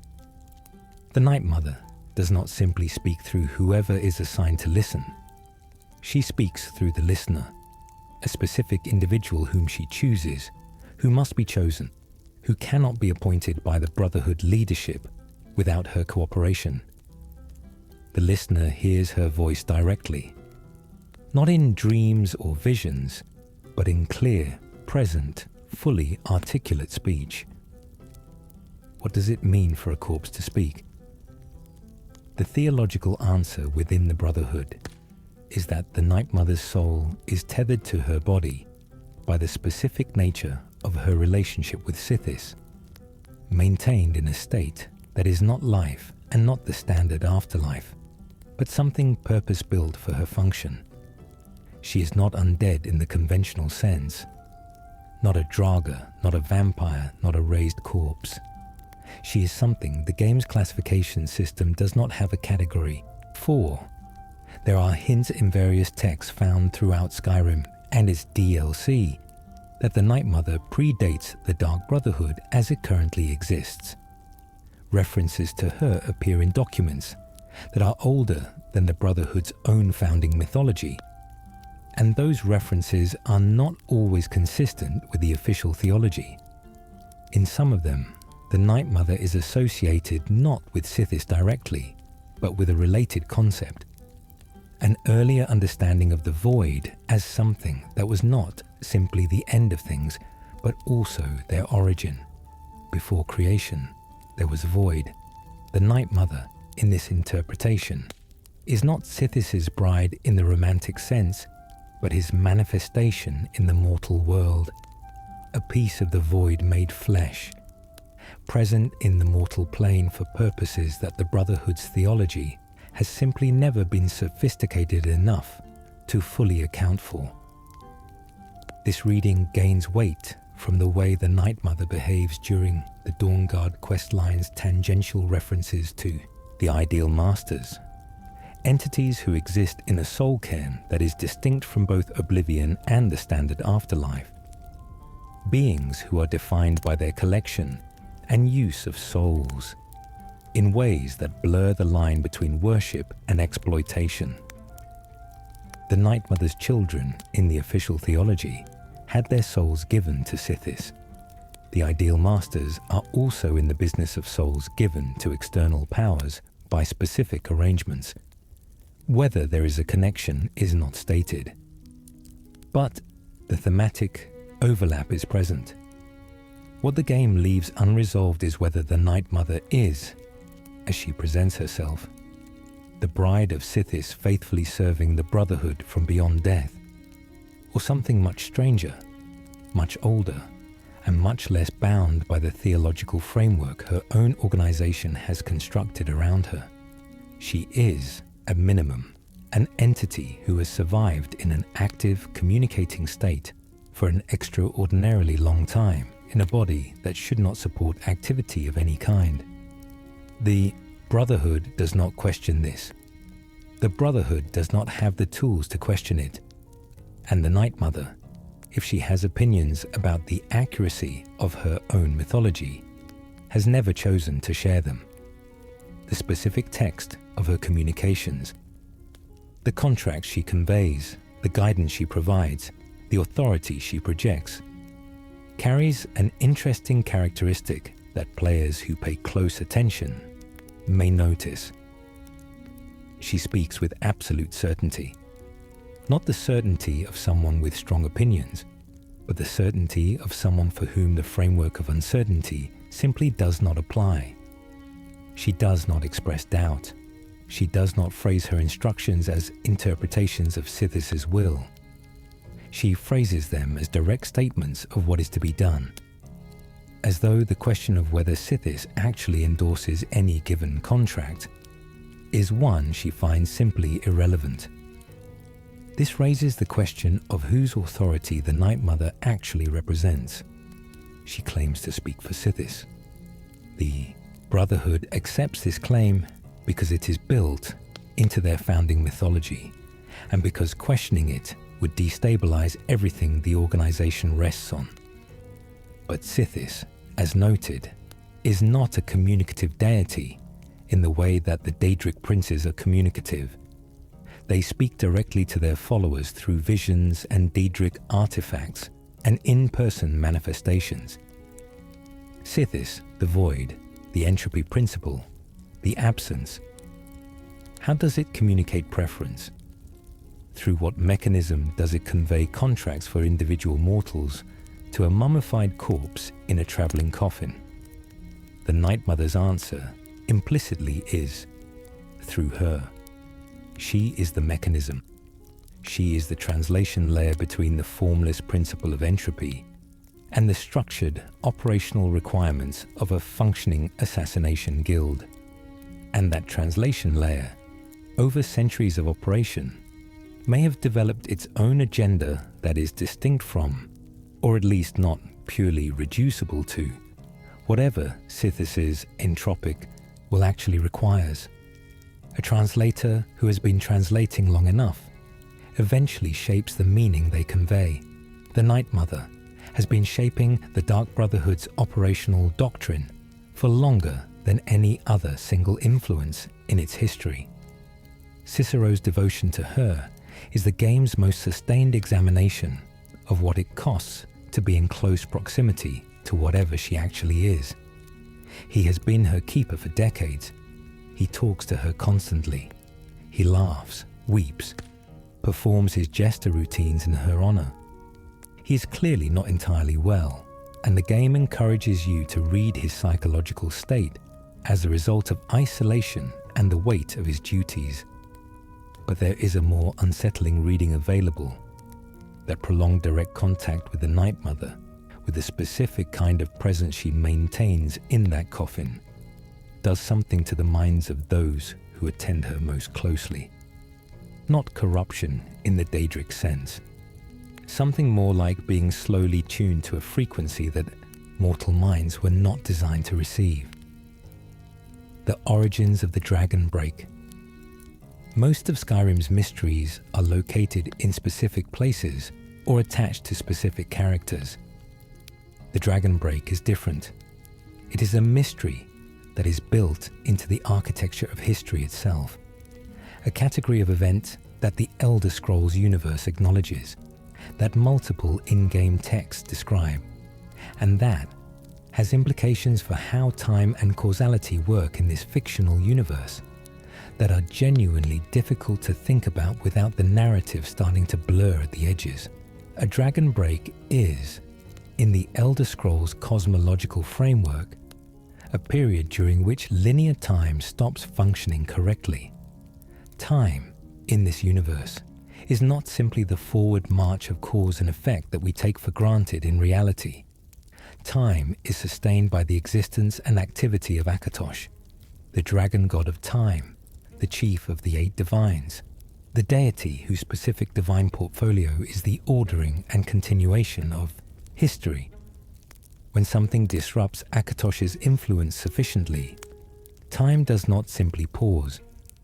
It fragments, it branches. Multiple contradictory histories happen simultaneously, all of them equally real. And then at some point they reconverge, and history continues from a single point again, carrying the accumulated weight of everything that happened during all the branches simultaneously. The most documented dragon break in Elder Scrolls history is the one called the Middle Dawn, which occurred at the beginning of the Second Era. It lasted approximately 1,000 years by external reckoning, though for those who lived through it, the experience of time was non-linear and deeply strange, with people living through decades that happened both sequentially and simultaneously, remembering multiple paths, experiencing events whose order could not be established. When the Middle Dawn ended, Tamriel found itself in a world where the accumulated histories of 1,000 years of branching timelines were all simultaneously true, which meant that the historical record of that period is essentially impossible to compile coherently, because different sources describe genuinely different events that all actually happened.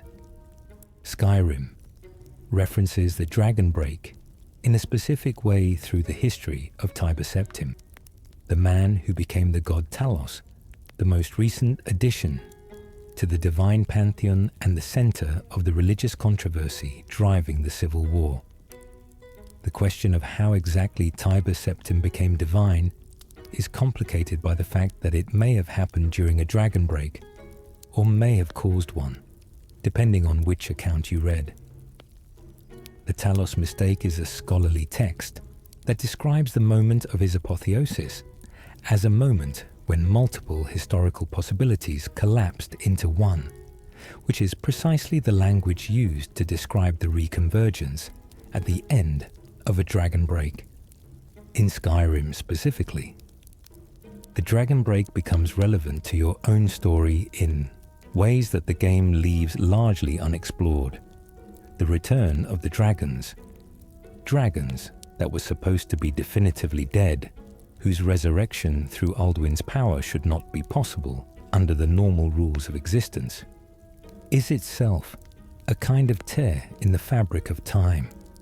Alduin is explicitly described as the World Eater, the being whose purpose at the end of time is to destroy the current Kalpa and begin the cycle again. His return before the end of the world's natural lifespan is a disruption of the order that Akatosh maintains. The Dragonborn, who absorbs dragon souls, who speaks the language of creation itself, who stands outside the normal rules by which human beings interact with divine power. The Dragonborn is, in this framework, a kind of walking dragon break, a person through whom multiple histories are possible simultaneously. The Greybeards' isolation at High Hrothgar, their caution about using the Thu'um for political or military purposes, their insistence on understanding the voice as something sacred rather than simply powerful. All of it makes more sense if you understand them as people who have studied what happens when the power of creation is used carelessly. They have read the histories. They know what dragon breaks cost. The mystery at the heart of this concept for Skyrim's specific narrative is whether the events of the game constitute a small dragon break in themselves. A moment when multiple historical outcomes were simultaneously possible, when the Dragonborn's own choices and the return of Alduin created a branching that will eventually reconverge, and whether the specific way things resolve in Skyrim will leave historical traces of the kind that scholars in future eras will find confusing and contradictory. The game does not answer this. It does not have the architecture for that kind of meta-narrative resolution. But the question is present in the lore, placed there by writers who understood at the deepest, implications of their own world building led to genuinely strange places. What a dragon break means for the people who live through one, for the ordinary Nords and Dwemer and Argonians and Khajiit who experience a period of fractured time without any framework to understand it, is something the game's texts only gesture at. They describe confusion, displacement, the specific quality of a memory that might be real or might be from a timeline that was overwritten. They describe the strange grief of losing a history that technically never happened, but that you remember with perfect clarity. And they describe the reconvergence, when time settles back into a single line, as something that is felt throughout existence like a vibration through very deep stone, barely perceptible but unmistakably there, a shudder in the structure of everything. For Skyrim's player specifically, the dragon break concept creates a kind of vertigo once you understand it.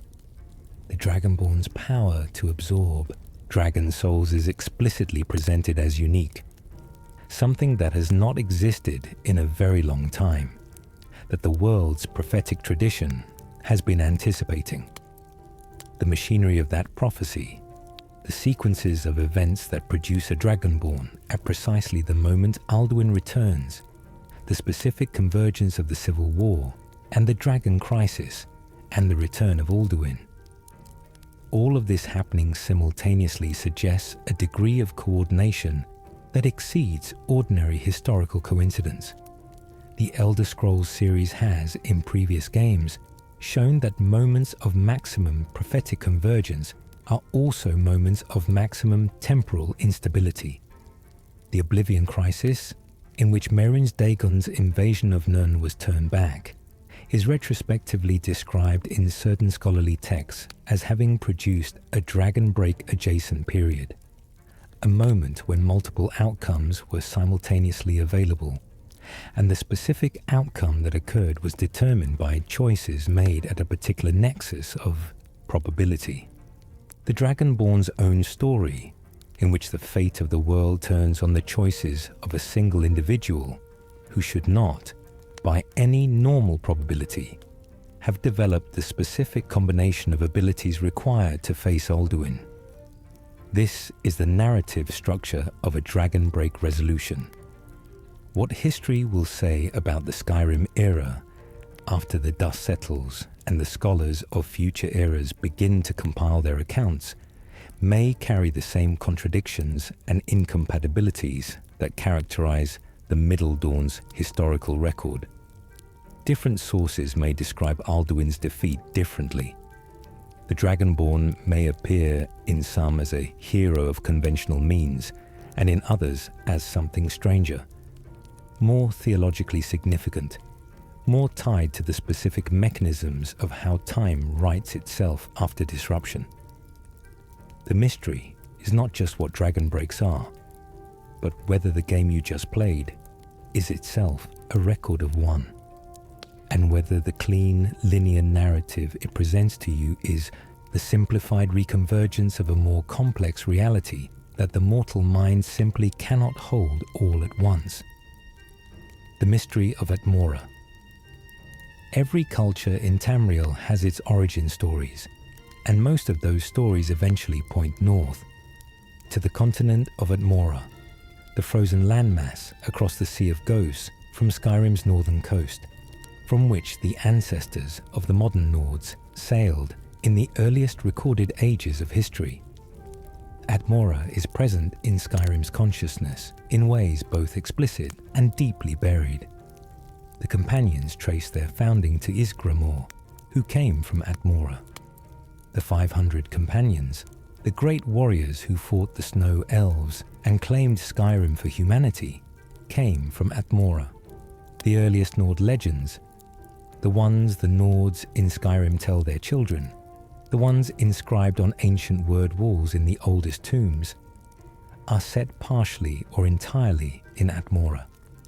And Atmora no longer exists, not in the sense of a conquered or depopulated place, in the sense of a place that has been, by all available accounts, rendered uninhabitable by a process that nobody fully understands, at a date that cannot be precisely established, leaving behind nothing but a frozen waste and a silence that has been maintained for thousands of years. The texts that describe Atmora in its inhabited period are both scarce and strange. They describe a land that was cold, not Skyrim cold, but cold in a more profound sense, a cold that was part of the essential nature of the place, inseparable from its identity. And yet those same ancient texts, the Songs of the Return series, fragments of Atmoran mythology, speak of distant green summers and chilling green shores. Atmora was cold, but it was not always the permanent frozen waste that later expeditions found. It had forests, rivers, marshes in its eastern regions. It had cities and shipyards. It had a civilization capable of producing the 500 companions, which is to say, a civilization with enough surplus population, resources, and institutional organization to put 500 trained warriors on boats and send them to a foreign shore for vengeance. What happened to that civilization is what the record calls the frostfall, a gradual, inexplicable shift in climate that began around the time of Ysgramor's migration and did not stop. Each generation experienced conditions slightly worse than the last. The summers shortened, the winters extended, the cold settled in and refused to lift. By the time explorers attempted to reach Atmora in the Third Era, they found nothing. Permanent winter, no signs of human habitation, silence. There is a specific account contained in a text called the Ship of Ice, in which the last ship to leave Atmora encountered a snow elf child standing unbothered in the cold at the dock, who announced that the frostfall was the snow elves' revenge for the genocide Ysgramor's people committed against them. This is one interpretation, and it is not confirmed as fact by the game's broader framework, but its presence in the record is significant. It plants the possibility that the frostfall was not simply climate, not simply bad luck, but a consequence.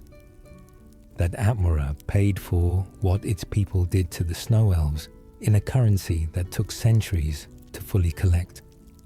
The connection between the frostfall and the Dragon War is worth noting as a separate thread, though the timing is loose enough that it likely represents two overlapping catastrophes rather than a single cause.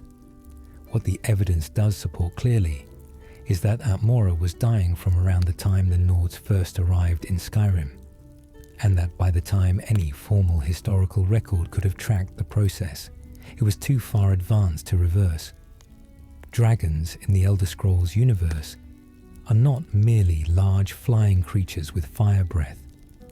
They are philosophical and theological entities, beings made of the language of creation itself, the living embodiment of the concepts their specific souls represent. The dragons who taught the voice to humanity in the early ages were, in some theological interpretations, engaged in a project of domestication or cultivation, shaping human civilization in ways that would eventually produce beings capable of absorbing dragon souls. If Atmora was the first human society shaped by dragons, then what happened to it after the dragons were overthrown and killed by the earliest Dragon War may carry significance. The dragons who died in that first conflict, killed by humans wielding the voice against its teachers, went somewhere. Their souls dispersed, but dispersal is not destruction in the Elder Scrolls framework. Dragon souls persist. They wait. Alduin's power to resurrect dragons is built on this principle. And Alduin is described in the oldest texts as the first dragon, the one whose relationship to time is most direct and most central. The connection between Atmora's death and the Dragon War is not stated outright in Skyrim's accessible lore, But the timing, the freeze beginning in the same broad historical period as the first human uprising against dragon rule, and the specific quality of the cold described by those who left. A cold that felt intentional, a cold that was consuming rather than simply present, points toward a possibility that the game leaves unexamined, that Atmora's death was not a natural climatic event, but a consequence of something that happened there, something that the land itself absorbed and preserved in the only way land can preserve a catastrophe, by becoming hostile to everything that comes after. Modern Skyrim is dotted with people who still identify as descendants of Atmoran settlers. The Nords who pride themselves most fiercely on their heritage, the ones who find identity in the old ways, the ones who venerate the ancient Nordic heroes above all others. What they are venerating, without fully knowing it, is a civilization that came from a dead world, a people who survived something that destroyed everything behind them and sailed south to build a new life in a land that already had people in it. The absence of Atmora from the present-day world is one of the Elder Scrolls' most quietly significant facts. A whole continent, populated for thousands of years, the source of the dominant culture of an entire region of Tamriel, gone, not conquered, not transformed, emptied and frozen and silent, sitting north of Skyrim's coast, across a sea that nobody crosses anymore, because there is nothing there to sail toward. Ships that have attempted to reach Atmora in the ages since the freeze report the same thing. Ice, as far as any instrument can measure. An absence of any landmark or signal or sign that the place was ever anything other than what it now is. The Nords do not talk about this. Their mythology honors what their ancestors built here, in Skyrim, after arriving from that frozen shore. But the shore itself, and what it was before they left, exists in the cultural memory as something glimpsed briefly in old songs and then allowed to recede. There is a grief buried in Nordic culture that is so old it has lost its specific object, a mourning that attaches itself to autumn skies and first snows, and the particular way that the cold comes in off the Sea of Ghosts on certain nights, carrying a smell that people who grew up by that sea recognize without being able to name. Atmora is gone. Why it is gone, what specifically killed it, whether that killing was caused by something the Atmorans did, or something that was done to them, whether the land itself still holds something in its frozen interior that the ice has been preserving rather than destroying, remains the largest unanswered geographical question in a world that is full of them. And every Nord in Skyrim carries a piece of it, in the bone-deep way that people carry the things their ancestors survived without fully understanding what survival cost. The cold that comes down from the north in Skyrim is not simply weather, it is memory. And like all the deepest memories, it does not explain itself. It simply arrives, and you feel it, and you pull your cloak a little tighter, and you sit a little closer to the fire. And somewhere under the conscious level of thought, your body recognizes what your mind has long forgotten. There is a scholarly text accessible in the Elder Scrolls universe called Frontier, Conquest and Accommodation, a social history of Cyrodiil, that contains a passage about Atmoran cultural practices, specifically about how the early Atmoran settlers brought with them a tradition of ancestor veneration so intense that they literally built their dead into the walls of their first structures, embedding bones in the foundations as a way of carrying their origin with them into the new land. The Nords of Skyrim's burial traditions, the elaborate barrows, the draga, the word walls, the complex relationship with death and honor that define so much of the culture, are this tradition extended and formalized across millennia. What they were venerating, even in Atmora, was a lineage that went further back than the colonization of that continent, a people who came from somewhere else before Atmora too, who crossed some earlier sea under some earlier sky, building their dead into walls as they went, carrying their origin forward because the origin was all they had. The Nord's sense of themselves as a people defined by their ancient heritage is not arrogance or simple tribalism. It is the forward edge of something very long, a line of people who survived catastrophic relocations by keeping their identity intact through ritual and story, and the careful maintenance of what they remembered, even when what they remembered had no surviving physical location. Atmora's silence, from that perspective, is not simply a mystery about a dead continent. It is the end of the line that preceded Skyrim. The place that made the Nords who they are, now gone, accessible only through the culture that survived the crossing. Every old Nord tradition, every ancient burial barrow, every word wall in every storm-swept ruin across Skyrim is a continuation of what was lost when the freeze took Atmora. Not a monument to Atmora specifically, because the Nords who came here did not know they were losing their homeland permanently. They thought they were expanding, conquering, building something new. But in retrospect, they were carrying everything. And the weight of it shows in a culture that values strength and endurance and the specific dignity of dying well above almost anything else. Because those are the values of people who come from a place that death eventually swallowed whole, and who built their entire civilization on the determination not to be swallowed the same way.